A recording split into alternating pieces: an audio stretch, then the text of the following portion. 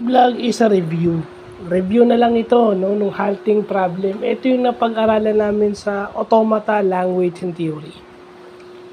So, ito ay na-develop ni Alan Turing.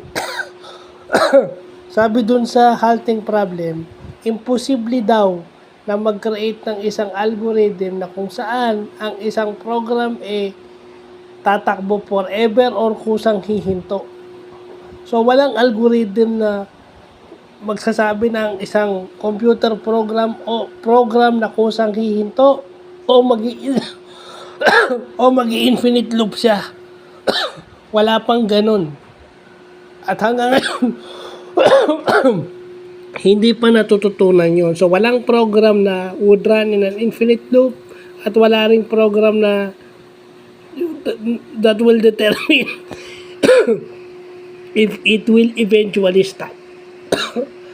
So, yun yung dapat nating tandaan. Excuse me. May nakaalala. So, review na nga lang to, pero dun sa mga nag-aaral pa ng computer science na hindi pa to na-encounter, pag-aralan nyo to kasi isa to sa mga dapat nyong malaman. So, yun lang pa.